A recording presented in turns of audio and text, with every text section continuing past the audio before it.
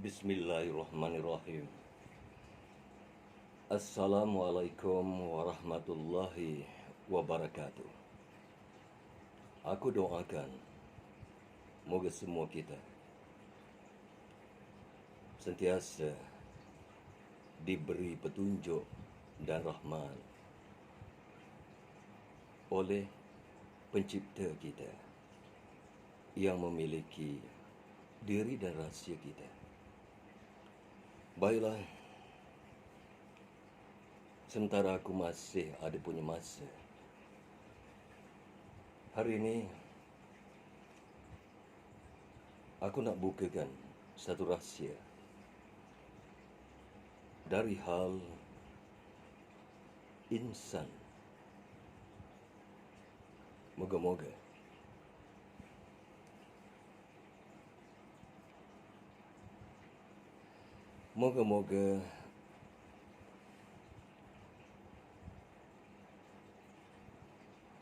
kita selamat sampai ke kampung kita, agar kita dapat berhimpun semula nanti. Baiklah, jom sama-sama kita dengar dan kita fikirkan.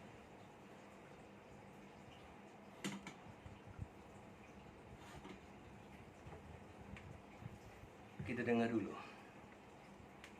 dan kita fikirkan.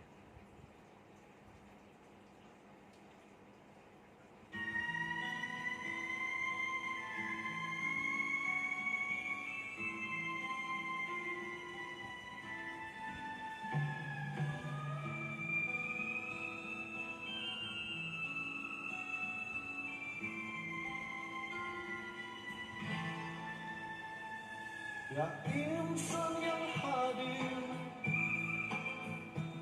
dengarkan semua, istighfarkan dengan hati terbuka. Ya insan yang daif, insaflah semua.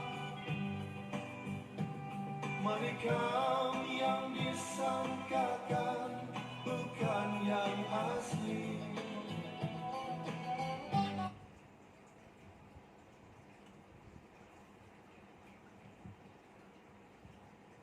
Bismillahirrahmanirrahim. Alhamdulillah, kita masih diberi ruang dan kesempatan untuk bertemu lagi dalam arena maya.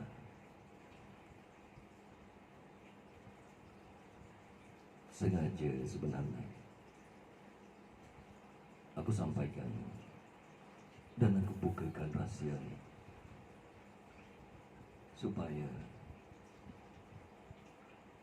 selepas kehidupan ini nanti kita dapat kembali ke kampung, kita dapat berhimpun semula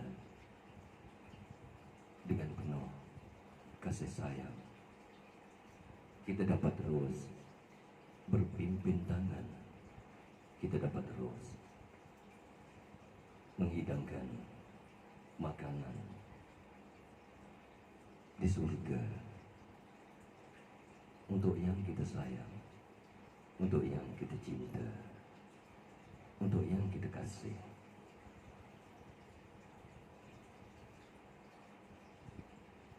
Jadi pertama,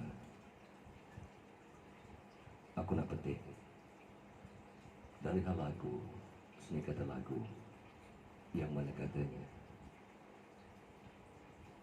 wahai insan yang hadas, insan yang daif,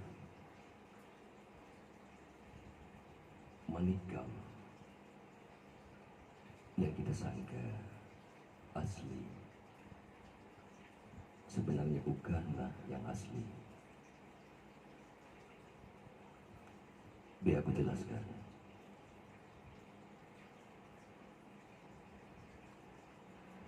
Sebenarnya kita hidup dalam dunia yang sangat pesona, sebagaimana pesona wajah dan alis matamu, sebagaimana cantiknya bibirmu dan pipimu yang merona.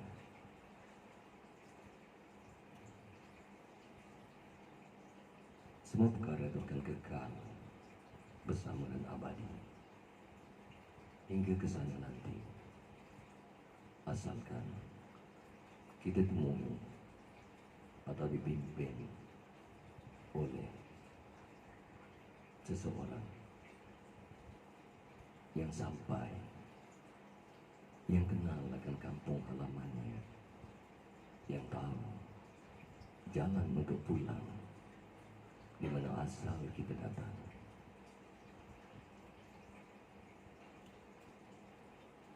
Semua kita hidup, kita bernafas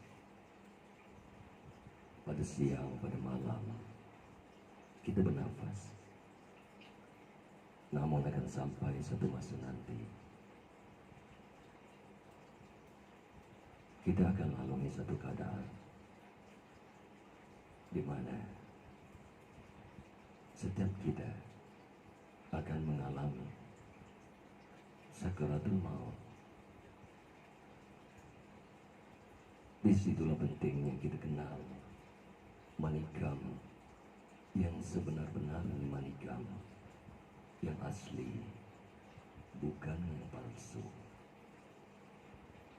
Kita kena kenal diri kita yang sebenar-benar diri. Kena kenal mustika yang ada di dalam kalbu kita, di dalam jiwa kita, di dalam rahasia kita.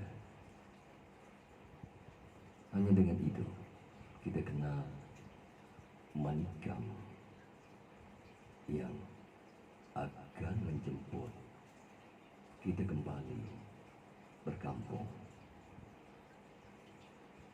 Apa yang aku risaukan adalah jika kita tak kenal jalan pulang, tidak mengenal diri, dan tidak mengenal manikam yang sebenar-benar manikam. Aku takut jika di saat akhir nanti di suatu nafas terdesak-desak di kerongkong, yang datang bukan manikam tapi maniam, alangkah rugi. Baiklah, aku bukakan satu rahasia dari hal sakaratul maut di waktu kita terlantar, terlentang keseorangan. Tak kalah segala bacaan Yasin, segala bacaan daripada hadirin, daripada sanak saudara yang mengelilingi kita sudah tidak kita dengar. Tak kala itu kita akan berada di dalam keadaan yang sangat haus, hingga dikatakan jika dicurahkan 7 lautan, sebagaimana ayat yang berbunyi kalam Allah itu, apabila dicurahkan 7 lautan sebagai tinta, tetap tidak dapat menulis akan ilmu Allah itu. Begitulah di saat kita kehausan, di saat kita terlantar, nazak, keberitan, kepedihan. Tak kali itu kita akan rasa sangat haus, sangat-sangat haus, hingga dicurahkan 7 lautan. Kehausan itu tak akan hilang, kerana semasa hidup kita inilah masa kita mencari penawar pada kehausan yang akan berlaku di saat kita sakaratul maut nanti. Setiap kita dalam mencari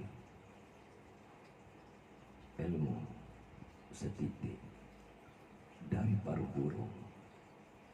Ilmu setitik dari paruh burung itulah sebenarnya ilmu asal, usul, dan rahasia yang ada di dalam diri kita.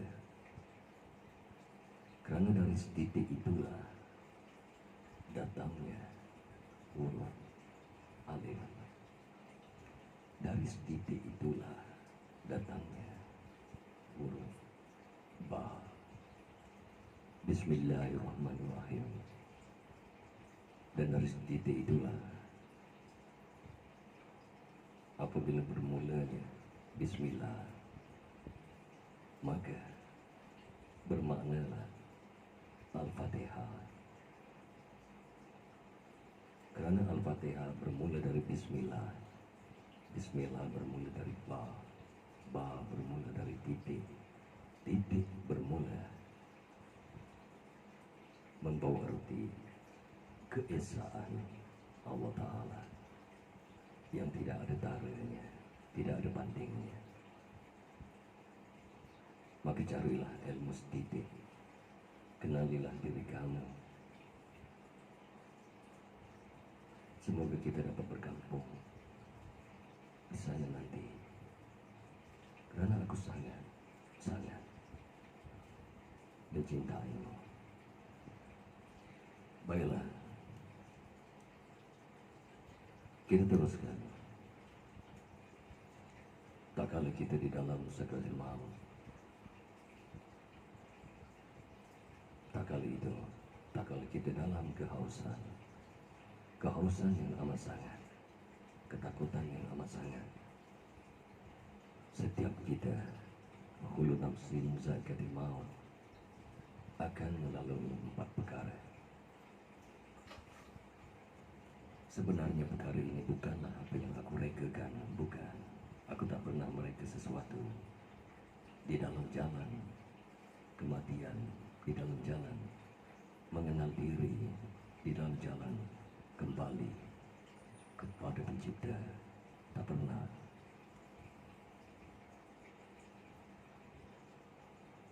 Rahasia ini aku pelajari dari sebuah kitab dan dari guru ke guru. Rahasia yang amat jarang dibukakan pada umum dari hal kematian. Tak kira siapapun kamu, apapun kamu, rahasia ini sangat jarang dibukakan. Jadi janganlah kamu abaikan apa yang akan aku sampaikan. Takut aku sudah tidak punya masa lagi untuk mengajarkan, untuk membimbing. Aku sambung. Tak kala kita terlantar kehausan, tak kala kita dalam keadaan sumum, bukmum, umum fahum, layar jihun. Tak kala kita dalam keadaan yang akan pergi dan tidak kembali. Tak kala kita dalam keadaan buta, tuli, peka dan bisu. Kita akan didatangi oleh kedua orang tua kita.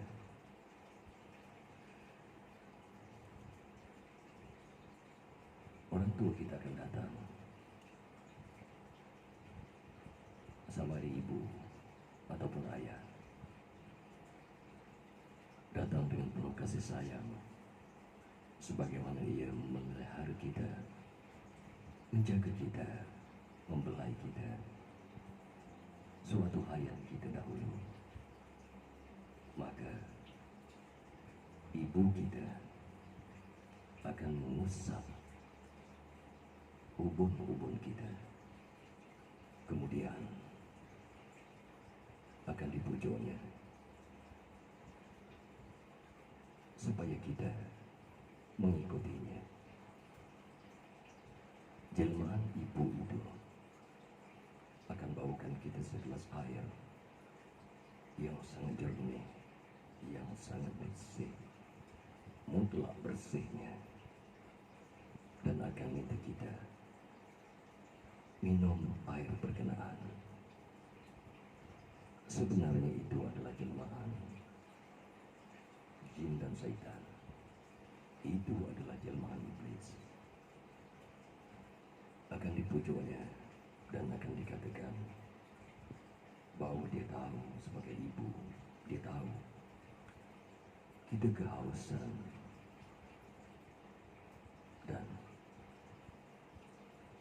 akan diberinya air itu untuk kita minum agar hilang rasa kehausan yang ada, yang kita tanggung tak kala itu. Maka apabila kita terima kerana sayangkan kita pada ibu kita suatu hidup, tentu kita akan memilih untuk minum air berkenaan. Dan apabila kita minum air berkenaan cukup seteguk, tak kali itu maut akan datang menjemput kita dan kita akan mati dalam kesesatan.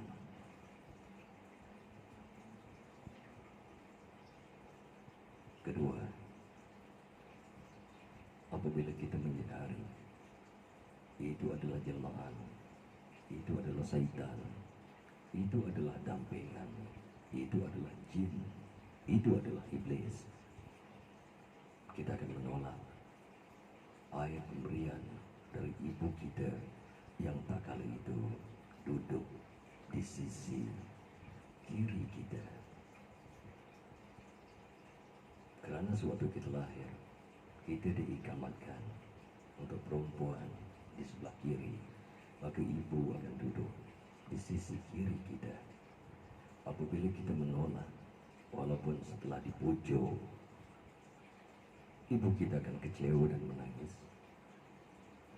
dalam nada yang kesal dan mengatakan tergamah kita menolak kasih sayang seorang ibu yang sudah menjaga dan memelihara kita, yang sudah mendewasakan kita, yang sangat faham akan kita.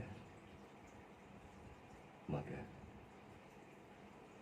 jelmaan ibu itu akan pergi meninggalkan kita.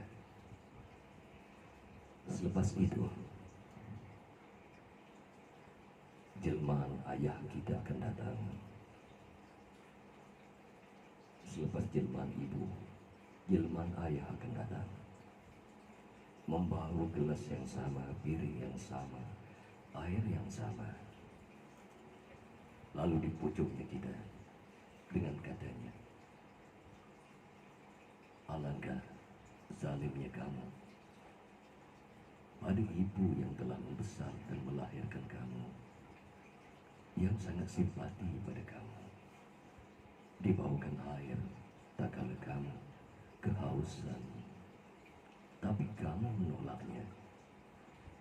Alangkah zalimnya kamu, alangkah derhakanya kamu pada ibu yang melahirkan kamu. Dan jika kamu sayang, kesal dengan perbuatan kamu, ambillah air ini, minumlah, walaupun seteguk, cuma. Kebanyakan pada masa itu kita akan menangis kerana kesal di atas perbuatan kita yang dikatakan derhaka. Kerana itu apabila kita berdepan dengan orang yang akan atau dalam sakaratul maut, kadang-kadang kita lihat dia seolah-olah mengambil segelas air dan diteguknya, walau tidak dapat dilihat oleh orang lain gelas itu, tapi perbuatan itu selalunya dapat kita lihat. Dan jika dia menolaknya, maka akan datang jelmaan ayah. Tak kala kita kita akan menangis. Sebab kita akan lihat ramai di saat akhirnya yang tiba-tiba menangis kerana dimarahi oleh seorang ayah yang katanya kita derhaka. Kemudian jika kita disayangi oleh Allah Ta'ala, dibimbing oleh guru, kita akan tolak pemberian jelmaan ayah itu. Kita akan tolak kerana itu juga jelmaan dari jin, syaitan dan iblis. Dan kemudian apabila kedua-duanya kita tolak, maka akan datang seseorang yang menyerupai ulama, menyerupai ulama dengan jubahnya, dengan tasbihnya, dengan kitab-kitabnya. Dia akan temui kita. Kemudian dia akan katakan, alangkah kita seorang anak yang tidak mengenang jasa kedua ibu bapa. Tanpa kedua ibu bapa, kita tidak akan ada di dunia ini. Dan apa yang kita lakukan adalah tidak wajar.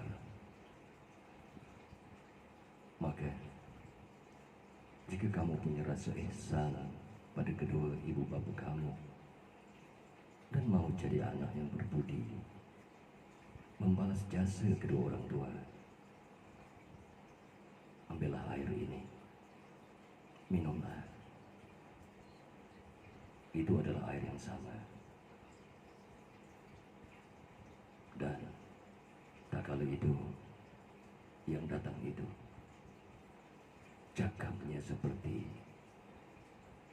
Nabi, sebagaimana Nabi berpesan akan datang di akhir zaman nanti orang yang sepertiku, berserban sepertiku, berkata-kata sepertiku, bercakap dari hal Alkitab sepertiku, menasihati kamu sepertiku. Tapi ketahuilah oleh kamu, walaupun pakaiannya sepertiku, dia itu lebih jahat dari Dajjal.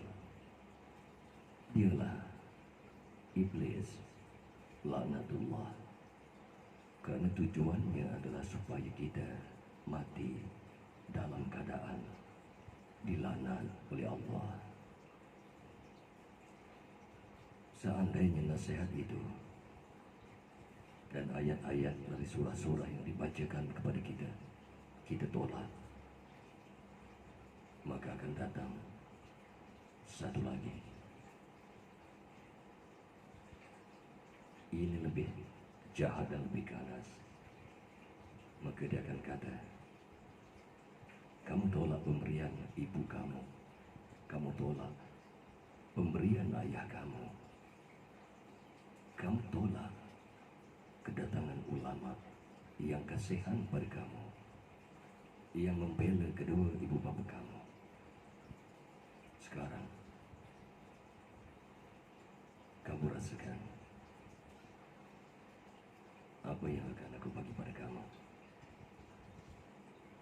Jika kamu tidak minum air yang aku bawa ini, masa itu kamu akan sangat takut. Kerana keadaan pada masa itu, lembaga yang datang itu matanya adalah api, sangat mengerikan. Maka dipegangnya dua kaki kamu. Katanya, jika kamu tidak minum air itu, aku akan koyakkan kamu menjadi dua bahagian. Satu akan aku campakkan ke timur, satu lagi akan aku campakkan ke barat. Kamu akan rasa siksaan yang sangat pedih yang kamu tidak pernah rasa. Dan jika kamu minum, maka dilihatkannya bayang-bayang surga.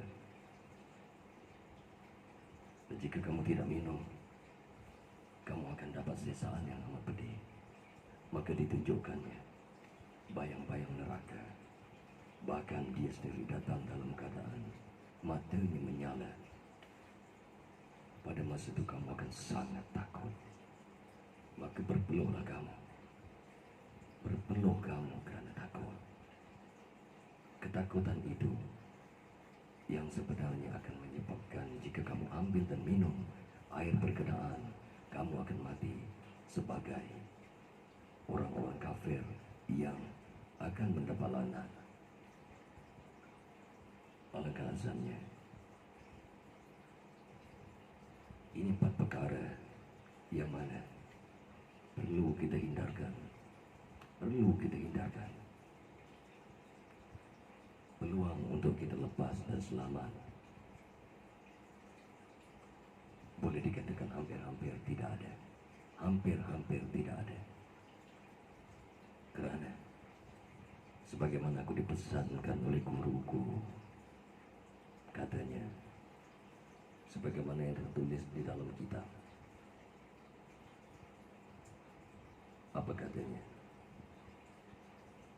4 perkara yang mesti kita hindarkan.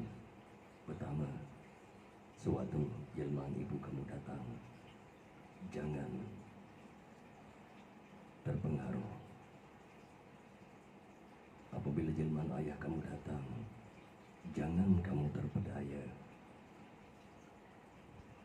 Apabila ulama itu datang, jangan kamu kagum.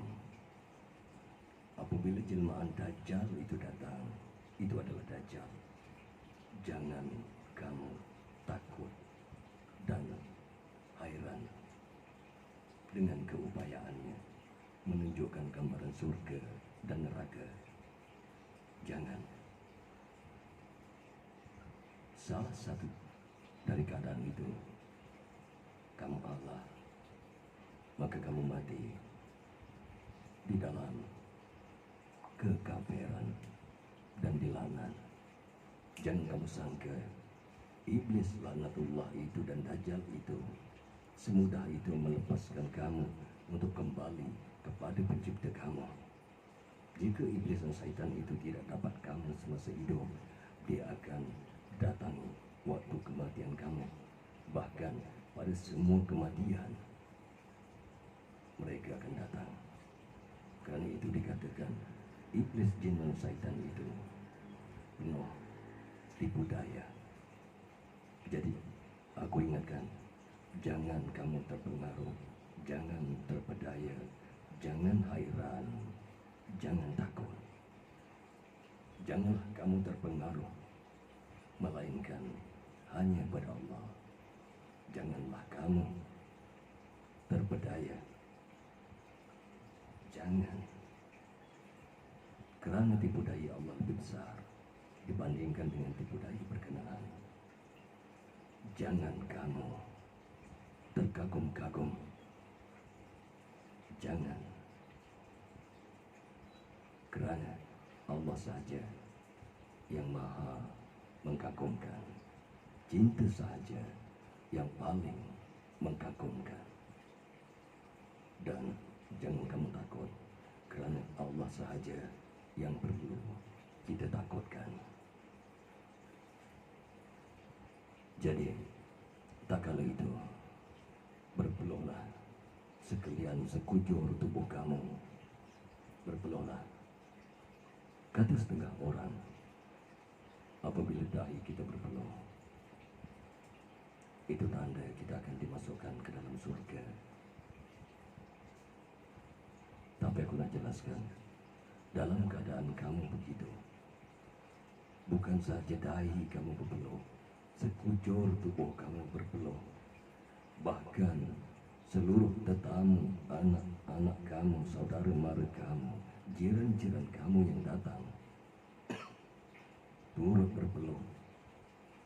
berpeluh, bukan saja di dahi, di ubun-ubun, di tubuh, bahkan baju juga turut basah.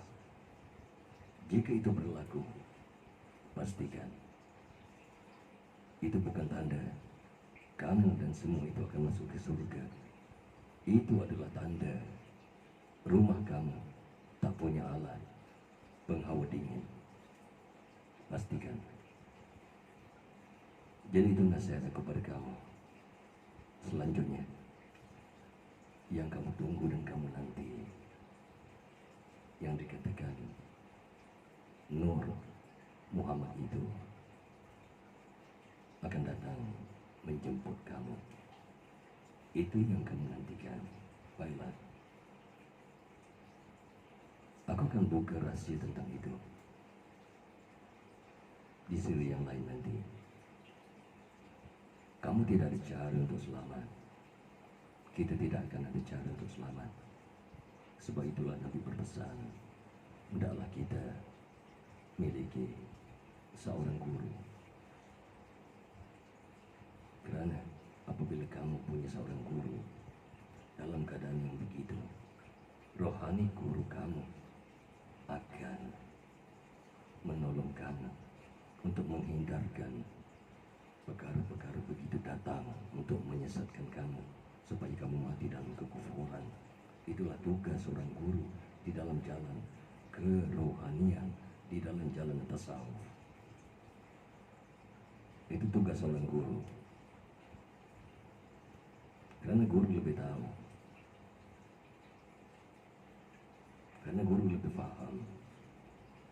Seorang guru lah yang bernasab sampai kepada Rasulullah SAW akan menghalang gangguan-gangguan begitu, akan menghalang jin, syaitan, iblis,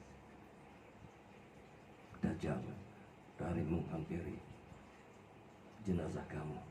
Karena itu Nabi berpesan, janganlah kamu tinggalkan orang yang nazar atau terlantar di saat-saat akhirnya, walaupun sekejap.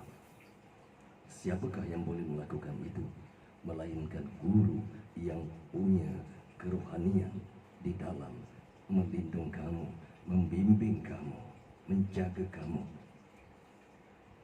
Karena guru juga dibimbing oleh guru-guru yang lain yang sampai pada nasabnya. Baiklah, selepas ini nanti bila aku punya masa, aku akan ceritakan pada kamu apa yang kamu harus tunggu untuk kembali ke kampung halaman kamu, ke kampung cinta kita, di mana aku melihat rambutmu jatuh ke keningmu. Aku melihat keningmu yang bersusun. Aku melihat sinar pada anak matamu. Aku melihat merah merona pipimu. Aku melihat senyum dari bibirmu. Kerana engkau adalah bidadari. Sekarang kita teruskan. Jadi kamu, aku peringatkan, hafalkan, jangan terpengaruh, jangan terpedaya, jangan terpesona, jangan kagum, dan jangan takut. Salah satu dari perkara ini kamu lakukan. Pertama, jika kamu terpedaya, kamu akan mati di dalam kafir. Kedua, kamu akan mati. Jika gelas yang kedua, kamu akan mati di dalam Yahudi. Ketiga, kamu akan mati di dalam Israel. Keempat, kamu akan mati di dalam golongan Nasrani. Ingat baik-baik, itu sahaja golongan yang Allah sebut di dalam Al-Quran. Kafir, Majusi, Israel, Nasrani, dan Yahudi. Semua itu adalah kafir. Maka jangan sampai di saat nanti kamu tidak kembali ke kampung, tapi kamu kembali ke kampung jahanam. Baiklah, kita sambung. Hanya seiras dan serupa,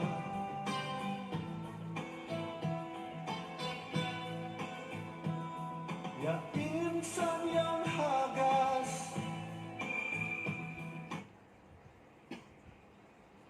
Setiap kita berhadas, dan janganlah sampai